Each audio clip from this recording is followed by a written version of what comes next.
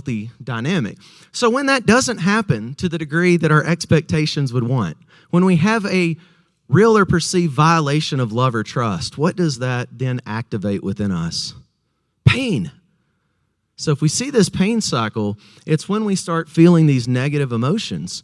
And these negative emotions tend to then lead to blaming the other person or shaming ourselves, right? And so we see in this pain cycle that we'll unpack further, Yolanda here feels unloved, neglected, which leads to what kind of behavior? She copes by criticizing, blaming, becoming aggressive. And then that intersects with Roberto's pain cycle, where he feels unimportant, he can't measure up. His coping style, he gets angry, withdraws, distances, which then does what? Reactivates, reinforces Yolanda's pain cycle.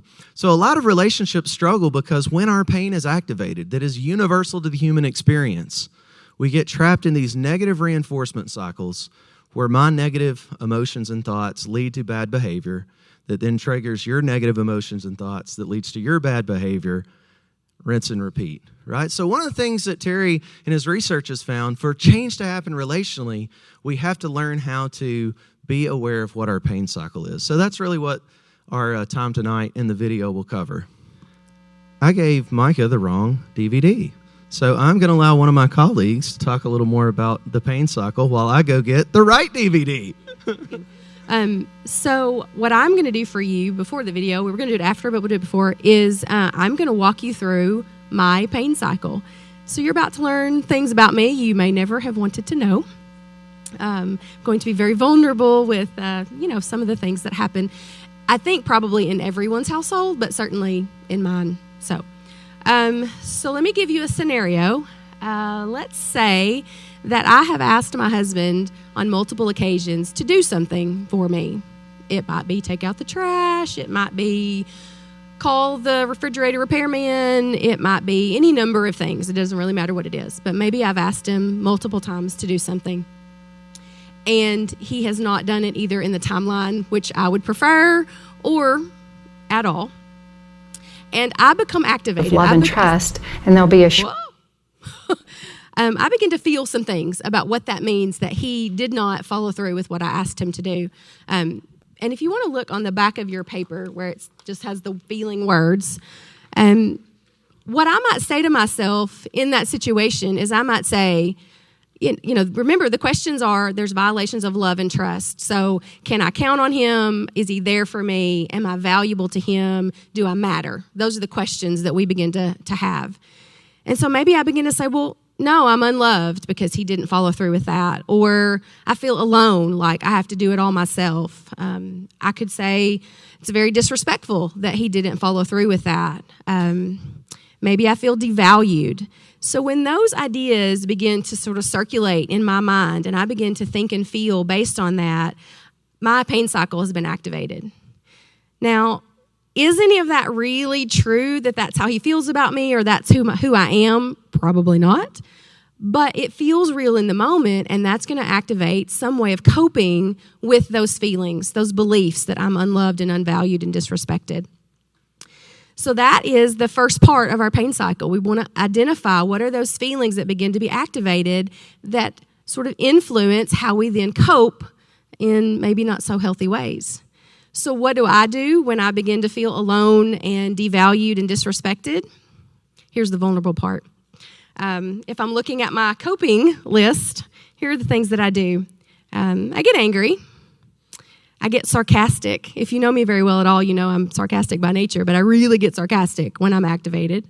I might get negative. I might be like, I can't believe he's doing that, or, mumble to myself. But the biggest things I do are I perform. So I might say to myself, okay, fine. He's not going to do these things for me. I'll take care of that myself. I got this. I can handle all of it. And I begin to perform to show him or the world or whoever that I'm capable, that I don't need anybody because I feel very alone. But the biggest thing that I do, and it's not my finest moment, is I withdraw to punish. If I'm upset, if I'm hurt, if I'm activated in my pain cycle, I'll pull back as a way to say, it's okay. You go on. I want him to know I'm upset, but I don't want to say I'm upset. So I will withdraw until he says, "Are you okay? Something wrong? Did I do something?" So that is one of the ways that my pain is activated and how I cope. Now, if you can imagine, if you've ever had this scenario happen in your life and you're on the receiving end of the withdrawal to punish or the sarcasm or whatever, what does that activate in you? What might that activate in my husband? I can't ever please her. I don't measure up. I can't do anything right. Any of those types of ideas might get activated in him. And then he's got to choose to cope. And what does he do? Maybe he withdraws. Maybe he shuts down. Maybe he gets angry. The minute he withdraws, gets angry, shuts down, I say, "See, you don't care about me. You don't love me." And now we're completely in an activated pain cycle for both of us. Does this happen at anybody else's house? Okay, thank you. I appreciate it. Yeah. It's a very common thing. And, we talked last time about it wasn't really about the thing we were fighting about. It's not about the dishes. It's not about the trash. It's not about how much money we're spending. It's about this cycle. Because we could put in any issue and it's going to activate in the same way. If I believe that I cannot rely on my person, if they're not there for me, if I don't measure up, it doesn't matter what the content is, this is going to happen every time if we are unaware of our own pain cycle. So there you go. You know way more about me than you ever wanted to. So anybody have any questions about that or any comments they want to make before we watch the video? Because we're about to see him talk about it. So. Okay, so in the last session, we talked about the idea of the usness and how that potential really is there for you to learn things about yourself and really grow and really find out wonderful things and raise a healthy relationship together and really making it a priority to come together. But as we all know, there are distinct times where you don't come together, where you end up hitting loggerheads with one another and you aren't able to work through problems and you get in high conflict. One of the mythologies that we carry around our spouses is that we don't get along about anything, or it seems like we're always fighting. One of the truths that we want to teach you while you're here is the idea that you really aren't having 10, 20, 30, 40, or even 50 fights. You're really having one fight 50 times. There is a central mechanism that's going on in you because there's central issues that go on in each of us as individuals. These are hard issues that are hard to recognize. In chapter 1, we talk about some of those issues that are kind of set in you from a very early age. Some of you, it's the report and the way that you were raised in the families that you grew up in that gave you those initial messages about who you are and how you respond. Some of you, it's that you got a message from another important relationship. Maybe it was a teacher or a series of teachers at school, or maybe as a group of friends, or maybe an important relationship with a coach or a mentor of some kind. All these messages came at you before you met your spouse, likely. And so the things that we traditionally blame on our spouse, if our spouse would only change, if he or she would only get her act together, if he or she would stop being so controlling, if he or she wouldn't get angry all the time, if he or she would just hang in instead of withdrawing, those messages that we're always looking at, we tend to fail to look at those central issues that are going on with us. The purpose of what we're trying to do in this session is to kind of slow down the process a little bit so we're able to take a look at what we do and then understand it in the context of what we do with our spouse. We're big believers in the idea that there are two central issues. There's two central priorities in relationships that always go on. One is love, and love is easy to understand because it tells us who we are. It tells us whether we're unique. It tells us whether we're special. It tells us whether we're alone or not, and tells us if we're worthwhile, worth sacrificing for. And so love really teaches us about our identity. We talk about love a lot in the course of relationships, and particularly within marriage, but it's only half the story. The other half of the story is this idea of trustworthiness. Trust is just as essential as love, and it's the other twin pillar in relationship.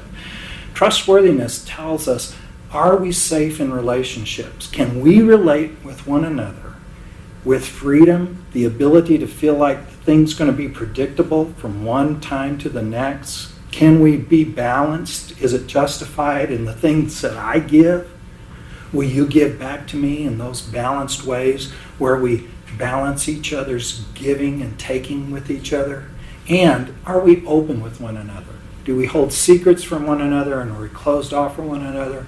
Or can we be open or vulnerable? Well, the truth is that these two issues are foundational to any marriage. They're foundational to any relationship. And the relationship that you grew up in with your family of origin, or those school-age relationships that you had, or those mentor relationships, you got messages about who you were and whether the relationship was safe or not. And if you got messages that were really encouraging and satisfying and affirming, then that's great. We're not trying to say everybody comes from a damaged background. But chances are you do carry some of these messages that aren't so positive. When you get violations in this love and trust, you usually feel this sense of pain. And pain is really pain. We're not saying, oh, emotional pain is really that much different than physical pain. You react to it the same way. You get hurt in the exact same ways. When you feel like you're unloved, it may come out in different ways. For instance, you may say, well, I'm disrespected, or I'm unlovable, or I'm unworthy, or I'm insignificant, or I'm alone, or I'm somehow defective, or I'm inadequate, or I'm unwanted. Those are kind of words that relate to this sense that you're really being unloved.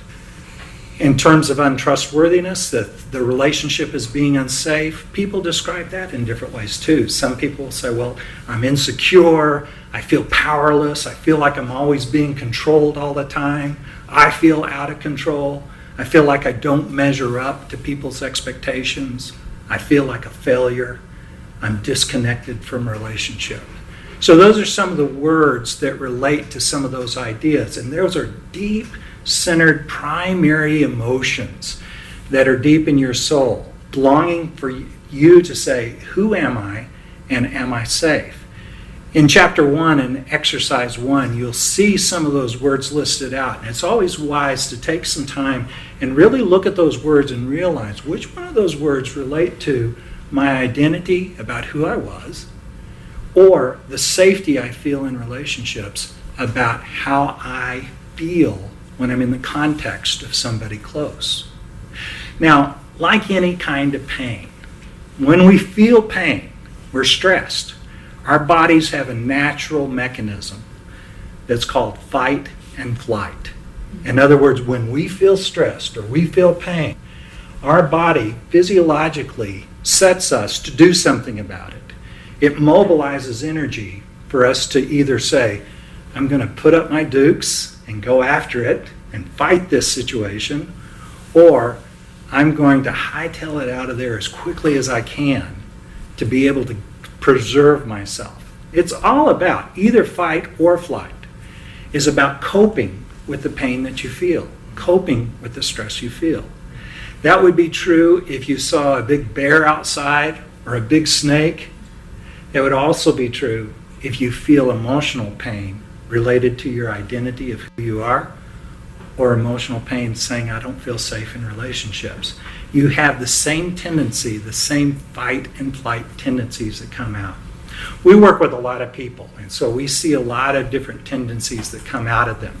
But when they have this pain related to, feeling worthless or feeling unloved or feeling unsafe and feeling disconnected, we notice that they have predictable reactions that we see over and over again. One reaction to not feeling love is to blame people. The people that should love you, or the people that you feel like should give you your identity. You accuse them. You're angry at them. You may be sarcastic with them. You may be arrogant. You may be fault-finding. You may be threatening. When you withdraw, you usually withdraw to pay them back for something, make them suffer somehow. It's like your technique saying, if I'm not loved, somebody's going to pay for it. This is a predictable way that many of us have in coping. Some of us, at the other extreme, if we don't feel loved, don't blame others, but shame ourselves. We have a tendency to focus in on ourselves and say, there's nothing good about me. The problem is with me. I tend to be a little depressed. I probably tend to be a little negative. When you try to tell me, no, Terry, you're okay. You're an okay person. I'm inconsolable. You can't tell me that. I reject it outright. I tend to be a little manipulative. I tend to be a little whiny or needy in relationships. And when I withdraw, I'm usually withdrawing to pout, to say, oh, won't you please come and make it up to me. Make me feel better about who I am. Well, those are two common reactions to this pain of not feeling loved. Can you do both of them? Sure you can. Some of us do these in tandem of one another, in cycles with one another, where we blame others for a while, and sometimes we shame ourselves for a while, and then blame others for a while. You can do one, or you can do the other one, or you can do both. But what about trustworthiness? What do we normally do in terms of our relationship with trustworthiness? Well, it's the same thing. Remember, trustworthiness tells us if relationships are safe. Well, if relationships aren't safe and we feel pain out of that, one answer is to control everything. Is to say, well, I just won't depend on anybody. I'll only depend on myself. And so what I'm going to do is I'm not going to allow you to give anything to the relationship. I will dictate how it's going to be. Controllers tend to be perfectionistic. They tend to be judgmental. They tend to nag others to get them to do what they believe needs to be done. When they withdraw, they tend to withdraw to defend. And they're usually highly critical of others. They're pretty defensive about their own behavior. They're not vulnerable in relationships. Sometimes if you're a controller, you know it because you don't need anybody. The final option is one that we call escape. People that escape are really responding to the relationships are not safe. So instead of controlling the relationship, I just say, I won't have relationships. I'll just need to go do something else, and I'll never be intimate with anybody. People that are escapers tend to be irresponsible because they don't engage in relationships and talk about things openly. They tend to be closed. They tend to depend on things to numb them out, like maybe drinking too much, or doing drugs, or doing porn, or gambling too much. They tend to be impulsive because they do anything to avoid the bad news of relationship, something that's unsafe. Well, you can certainly do blame and shame. Can you do control and escape also? Yeah, you can do both of these. And so what this ends up being is that part of your coping can be 1, 2, 3, or all 4 of these. This old pattern of violation of love and trust leading to behaviors, coping behaviors to protect ourselves, it's pretty old. It's been around a long time. Actually, if you look back in the beginning of the Bible in Genesis, it says that Adam and Eve were there, they had love, they had trust, they lived in a perfect environment. And then if you remember, the serpent came along and they ate of the apple, right? And so all of a sudden, the love and trust was violated. And remember what they did, how they coped with that? What were some of the things they did immediately after eating the apple? Yeah, they blamed each other, they hid, and they covered up, right? Some of these same kinds of behaviors that Terry's talking about. This pattern's been around a long time. It didn't start with you. It didn't start with your spouse. It didn't start in some psychological journal or some theory. This started at the very beginning. Love and trust got violated. People, Adam and Eve, started coping to protect themselves. Yeah, in my own life, I got the message that I was unwanted and unloved in my family. And so I deeply, deeply shamed myself one way that I thought that I could get out of that was to perform at a high level. So I started trying to control people by my performance, and I would work really, really hard. But when I worked so hard and it wasn't enough, and people would point out that it wasn't enough or I failed, I would blame people. I would get angry. Right? And then, of course, after I got angry, I normally would feel bad and I'd go right back to shaming myself. You see, but what I was really feeling was that this deep sense that I was not safe and I was unloved and unwanted. That's where all that began. Once they get activated in me, I go and I cope automatically. You've just been introduced to the concept on DVD that you read about in chapter 1, this idea that there is a pain cycle that's driven by events from your past and messages that you've received that create hot buttons. This is your chance to maybe see your leader in the group kind of display what a pain cycle looks like. Hopefully they'll be able to kind of get that up there. Show them some grace as they do that. You may even get a chance to do that with one of the couples there in the room. We're going to spend a couple of weeks here because this is really important. Understanding this pain cycle, your pain cycle, is critical to the whole 5-day process. So as we kind of, with the rest of our time, there's a couple things we want to do. One is just give you guys a little bit of chance at your table to just process your thoughts about this content. What do you think about the pain cycle? And then after that, we're going to create a little more individualized time for you guys to be able to look at your handout and start mapping out your own pain cycle. And the thing that I'll say about this, you know, for me, how it often works is there's times in our life where we're not really just focused internally. Right? We're caught up in the events of the day. We're working, we're dealing with kids. So it's not like our pain cycle is always acute. There can be times when we're kind of just functioning at a certain level, and then all of a sudden something happens in our circumstances, right? Conflict with spouse, disappointment at work. And then what happens? We can go from feeling fairly normal and functional to it's debilitating. And then all of a sudden that pain cycle gets activated. And then our emotions are just all over the map. And so much of what we learn in the pain cycle is that when we're feeling bad things, we then do bad things. So one of the things that we'll see once we get into the peace cycle is sort of like the healthy opposite of the pain cycle. But before we can get into fixing the problem, we first have to be willing to be honest with ourselves, right? What actually happens when I'm in pain? What am I feeling? What are those core negative emotions that get activated when I'm hurting? And then what are the corresponding thoughts that happen? And then when I'm feeling bad and I'm thinking bad, then when we really look at those actions, it's the maladaptive coping.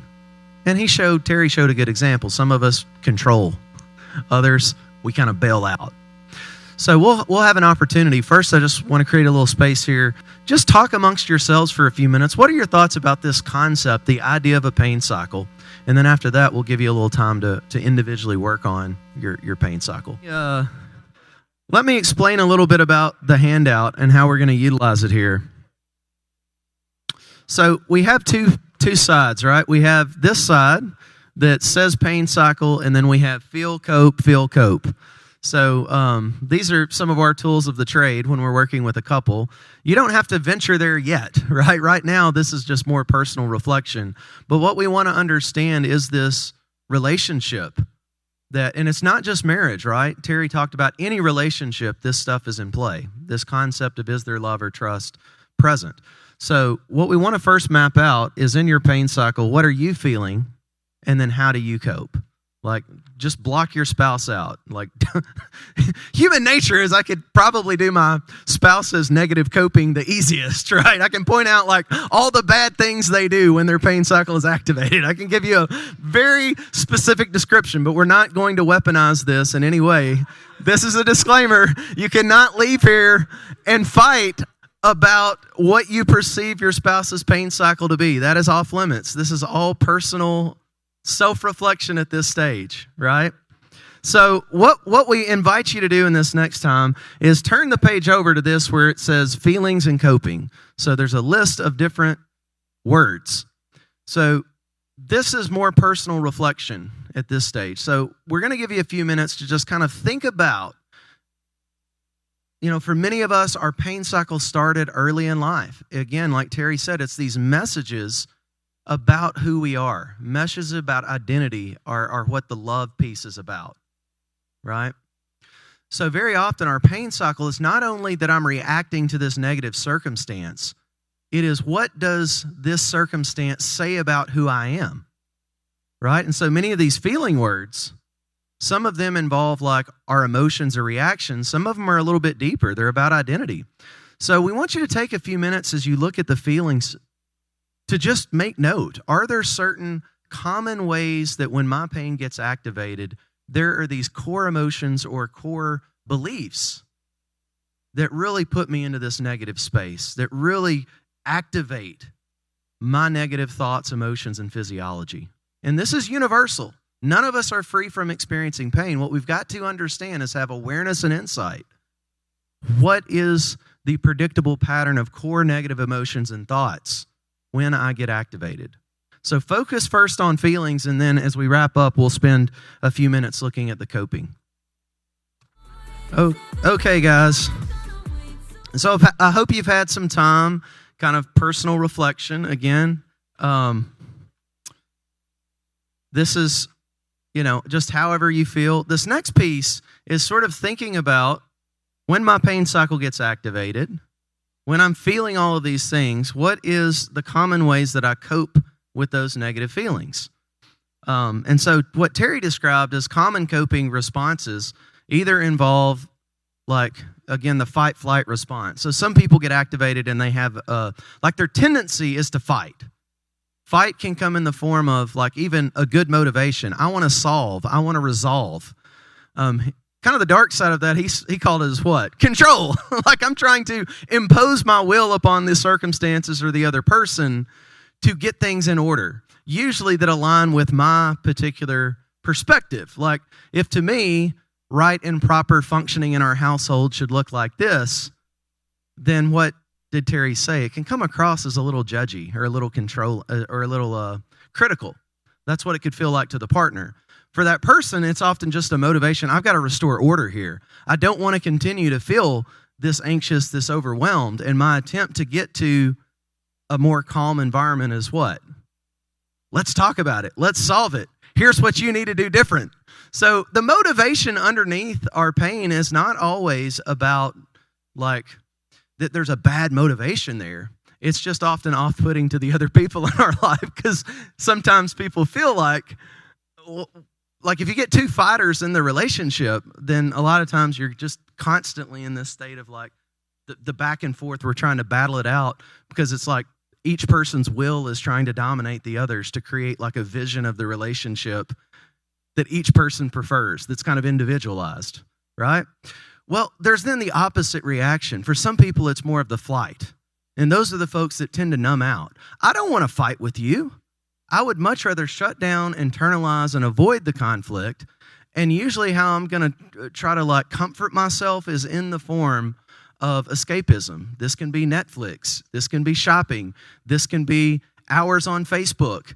This can be pornography. This can be alcohol. It's essentially a way of taking off that feeling of distress by avoiding or by just distracting, or obviously addictions are sort of mood manipulation. You're creating dopamine. It's sort of getting you focused not on how you're feeling or the dysfunction of your circumstances. It's just temporarily removing my acute awareness of the problem. So this is really hard, to be honest, right? Oh, this is what I feel, and this is my way that I cope. So even coping is usually not intended to be harmful. It's my only way of trying to resolve the stress. And so we've got a long list of coping words here. And so again, just your own personal reflection. You don't have to share this unless you're comfortable doing that. But just think about what are common or predictable ways that you cope when your pain cycle gets activated. All right, guys. I want to make sure I give everybody time to go pick up their kiddos momentarily. But again, this is the pain cycle. So where we're going to be going from here is we're going to soon be not just staying on this kind of this is what dysfunction looks like, right? We're going to soon then introduce the peace cycle. And the peace cycle is introducing, like, how do we regulate pain in a healthier way? Because we can't escape pain. It's universal to the human experience living in a broken, fallen world. It's when the pain comes up, there are healthy and unhealthy ways that we can internally cope with it and then externally cope with it. So the peace cycle is sort of like going to give us some, I think, ways to think about our pain and then actually healthier ways to process it. Again, in all seriousness, these are pretty heavy topics. So what I encourage, if you are so moved to calmly speak about this with your spouse, of course, feel free. But we really do encourage, be kind, be humble, focus more on your own experience. And so we found it's much more helpful if you feel comfortable describing, hey, this is kind of what I feel and sometimes how I act. That's much better than sort of describing or pointing out what you're saying. That's an easy invitation to the pain cycle, right? So let's say start with just self-confession if you feel so moved, but then have a lot of humility in what you're hearing and a lot of grace in what you're hearing, because it can be hard for us to acknowledge our imperfections, right? So treat one another's pain with comfort and care and a lot of grace in the same way that God extends that grace to us. All right, guys, thank y'all for coming, and hopefully over the coming weeks we'll keep planting some good seeds here.